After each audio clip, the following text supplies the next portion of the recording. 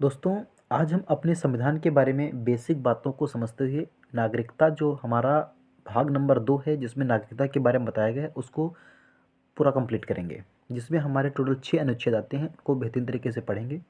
किस प्रकार की हमारी कैसी नागरिकता प्राप्त कर सकते हैं और कैसे हमारी नागरिकता जा सकती है, क्या अदर देश में रहते हुए हमारी नागरिकता रह सकती है, इसके बारे में पूरा पढ़ते हैं।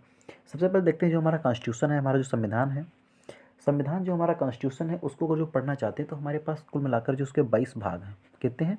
22 भाग हैं। जैसे किसी बुक को जो पढ़ते हैं उसमें कितने चैप्टर होते हैं, जैसे पता है कि किसी बुक में 10 चैप्टर होते हैं, इसी प्रकार हमारे संविधान को पढ़ने के लिए टोटल 22 चैप्टर आपको पढ़ने पड़ेंगे और उस 22 चैप्टर में आपको हमारा जो कॉन्स्टिट्यूशन है, हमारा संविधान है, वो समझ में आएगा।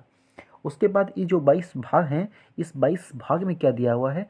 395 अनुच्छेद दिए हुए हैं, 395 अनुच्छेद दिए हुए हैं।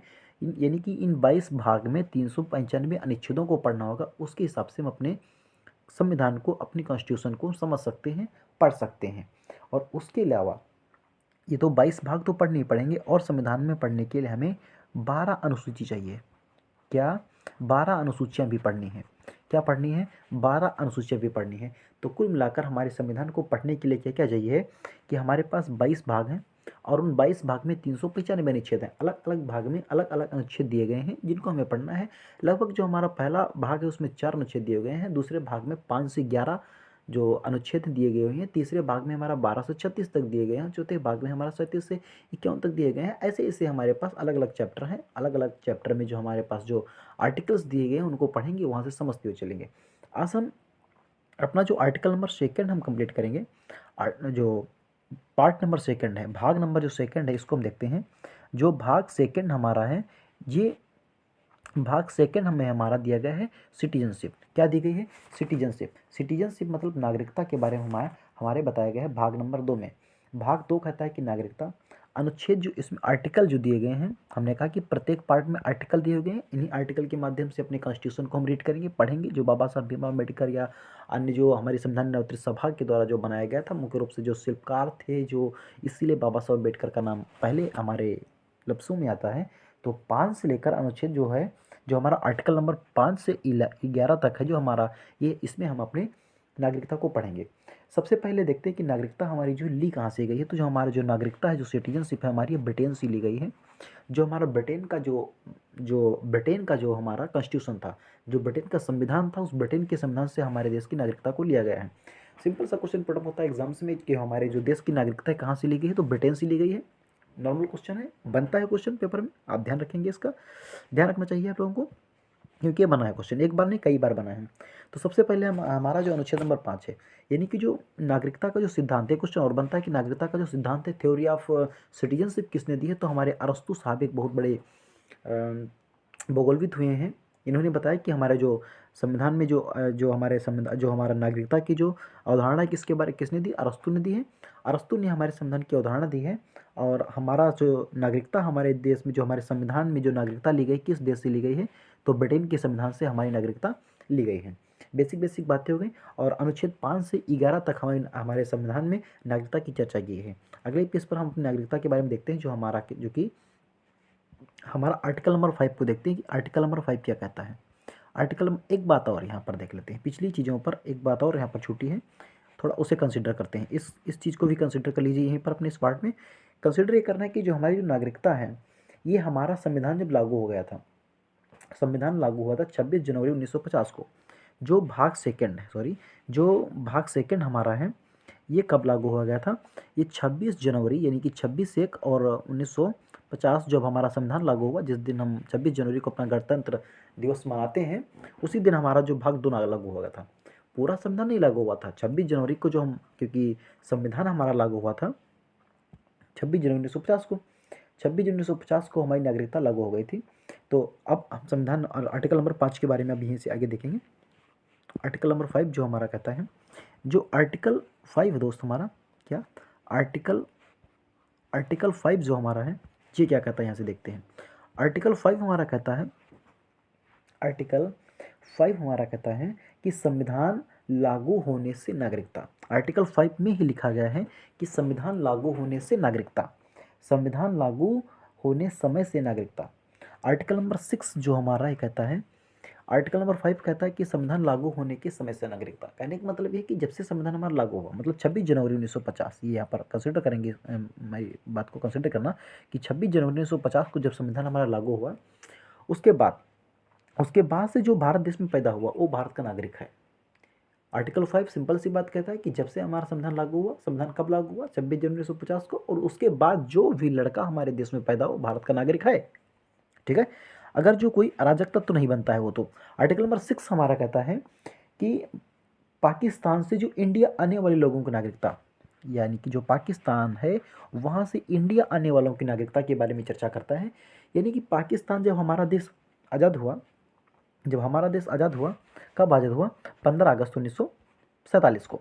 15 अगस्त 1947 को जो हमारा कंट्री आज़ाद हुआ, हमारा कंट्री फ्री हुआ ब्रिटेन से, ब्रिटेन का उपनिवेश रहा हमारा देश।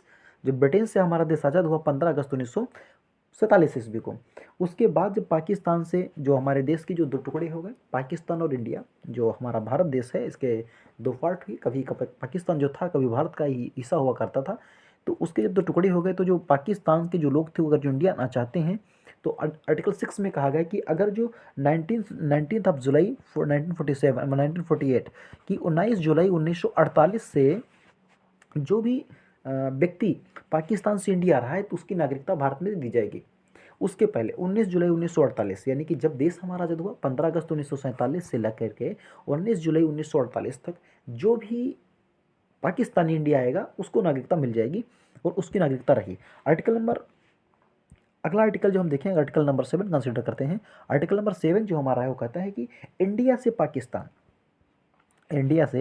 पाकिस्तान गए और पाकिस्तान में समझ में नहीं। आर्टिकल नंबर 6 कहा कि इंडिया से पाकिस्तान से इंडिया आने वालों की नागरिकता है, तो लेकिन यहाँ पर ये कह रहा है कि इंडिया से जो पाकिस्तान गए हैं लोग, इंडिया से पाकिस्तान गए लेकिन पाकिस्तान में उनकी समझ में नहीं आया तो पाकिस्तान से वापस रिटर्न करके इंडिया आए हैं, उनकी नागरिकता की चर्चा करता है। और ये कब की बात करता है, ये कहता है 1 मार्च 1947 के पहले की बात। ये आप कहेंगे गुरुजी अगर जो ऐसा होता रहे तो आज भी पाकिस्तान से चले, लेकिन आज की बात ही नहीं कर रहा है दोस्त, ये आज की बात नहीं कर रहा है। ये कह रहा है 1 मार्च 1947 तक की हम बात कर रहे हैं कि हमारा संविधान जो कहता है कि 1 मार्च 1947 तक जो इंडिया से पाकिस्तान चला गया था उसके बाद पाकिस्तान से फिर इंडिया चला आया तो उसकी फिर नागरिकता बरकरार रहेगी, ऐसी कोई दिक्कत नहीं आने वाली है। आर्टिकल नंबर 8 जो इंपॉर्टेंट आर्टिकल ही हमारा कहता है, आर्टिकल नंबर 8 हमारा कहता है कि विदेश भ्रमण करने से, आप कहीं विदेश में जाते हैं, आपको विदेश टहलने से, आप किसी कंट्री में जाते हैं, किसी कंट्री को घूमते हैं, वहाँ पर आप विवाह करते हैं और वहाँ पर आप नौकरी करते हैं, इससे आपकी नागरिकता को कोई ठेस नहीं पहुँचेगी। आर्टिकल नंबर 8 हमारा सिंपल सी बात है। आर्टिकल नंबर 8 जो हमारा कहता है कि आप इंडिया से किसी विदेश में चले गए, सॉरी यहाँ पर समझिए जरा चीज़ों को, इंडिया से आप फॉरेन कंट्री चले गए, वहाँ पर आपने कोई व्यवसाय कर लिया, व्यापार कर लिया, नौकरी कर ली, शादी कर ली, वहाँ से आपकी नागरिकता को कोई प्रभाव नहीं पड़ेगा। सेम एग्जैक्ट डेट यहाँ पर समझना। आर्टिकल नंबर 9 जो हमारा रहेगा ये यहाँ पर क्लियर करेगा, क्लियर करेगा ऊपर वाले आर्टिकल को, 8 नंबर आर्टिकल को हमारा आर्टिकल नंबर 9 क्लियर करता है। कहता है कि आर्टिकल नंबर 8 जो कह रहा था कि हम इंडिया से कहीं अगर जो विदेश चले जाएँ तो वहाँ की हमारी नागरिकता जो बरकरार रहेगी। अगर जो वहाँ पर हम शादी कर लेते हैं, नौकरी करते हैं अर्थात व्यापार करते हैं तब भी हमारी नागरिकता को कोई फर्क पड़ने वाला नहीं है दोस्त। लेकिन अगर जो आर्टिकल नंबर 9 कहता है कि यदि विदेश की नागरिकता अगर जो आपने ले ली, जिस विदेश में गए आप, जैसे मान लो आप ऑस्ट्रेलिया गए काम करने के लिए, वहाँ पर घूमे फिर कोई दिक्कत नहीं है, लेकिन अगर जो वहाँ की आपने नागरिकता ली दोस्त तब आपको इंडिया की नागरिकता जो है वो इंडिया की जो सिटीजनशिप आपकी समाप्त कर दी जाएगी, रद्द कर दी जाएगी, स्वतः रद्द हो जाएगी जैसे ही आप किसी दूसरे देश की नागरिकता लेते हैं। यानी कि आर्टिकल नंबर 8 हमारा कहता है कि आप जब ब्रिटेन किसी विदेश चले गए और विदेश में वहाँ की, आर्टिकल नंबर 8 कहता है कि विदेश चले जाएँ, वहाँ पर घूमें फिरें, नौकरी करें, कोई दिक्कत नहीं है। लेकिन अगर जो आर्टिकल 9 कहता है कि अगर जो उस देश की नागरिकता ले ली तो आपको इंडिया की नागरिकता जो स्वतः समाप्त कर दी जाएगी। लास्ट जो नागरिकता के बारे में हमारा जो सिटीजनशिप के बारे में जो हमारा आर्टिकल नंबर 10 है दोस्त, आर्टिकल नंबर 10 कंसिडर करता है कि भारतीयों की नागरिकता बनी रहेगी, कि जो इंडियन हमारे हैं ये हमारी नागरिकता को बचाता है। जो आर्टिकल नंबर 10 जो है ये हमारी नागरिकता को बचाता है, अपनी नागरिकता जो हम भारतीय हैं, ये कहता है कि भारतीयों की नागरिकता बरकरार रहेगी, कि जो इंडियंस हैं उनकी नागरिकता बनी रहेगी अगर जो कोई अराजकता नहीं करते हैं। मतलब किसी पता लगे किसी देश के खिलाफ भाषण दे दें, अब पाकिस्तान की वकालत करने लग जाएं, पाकिस्तान जिंदाबाद के नारे लगाने लग जाए तो आपकी नागरिकता को रद्द किया जा सकता है। ये भारत का कानूनी अधिकार होगा कि आपकी नागरिकता को रद्द कर सकता है। लेकिन आर्टिकल 10 कहता है कि हमारी नागरिकता बरकरार रहेगी जब तक आप कोई देश विरोधी काम ना करें, ऐसा काम ना कर दें कि देश के खिलाफ हो। अब पता लगे कि अपना हिस्सा करें कि हमारा खेत, जैसे आप राजस्थान में रहते हैं, कहते हैं हमारा खेत पाकिस्तान के साइड में, तो पाकिस्तान को ऐसे तो आपकी नागरिकता समाप्त कर दी कि देश की बात छोड़ दी, आप रहे नहीं देश के।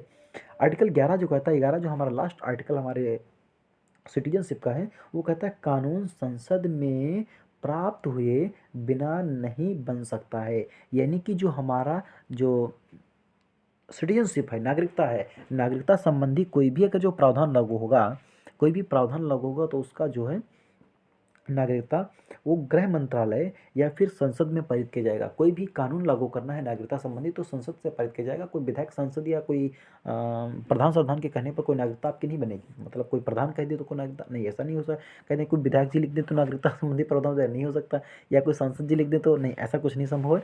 जब नागरिकता संबंधी प्रावधान तभी संभव होगा जब संसद में इसके लिए बात की जाएगी। ये हमारा जो सिटीजनशिप था, एक व्यू ओवरव्यू देखते हैं इसका। अगर जो आप ओवरव्यू इसका देखने जाएंगे आप, तो यहाँ पर समझिए सीधी सीधी सी बात नागरिकता के बारे में। यहाँ पहले पेज पर हम आते हैं तो देखते हैं कि हमारा जो कॉन्स्टिट्यूशन था, उसमें कॉन्स्टिट्यूशन में हमारे जो 22 भाग हैं, 22 भाग में 395 अनुच्छेद हैं और 12 अनुसूची के से हम अपने संविधान का और भी मोटा मोटा अध्ययन करते हैं। इसके बाद अगर जो देखते हैं तो हमारी जो नागरिकता है, सिटीजनशिप है, वो जो हमारी सिटीजनशिप है वो हमारे किस भाग में है, सेकेंड नंबर के भाग में, सेकेंड नंबर चैप्टर में है। और जो आर्टिकल नंबर कहाँ से, आर्टिकल 5 से 11 तक के बारे में इसकी चर्चा की गई है।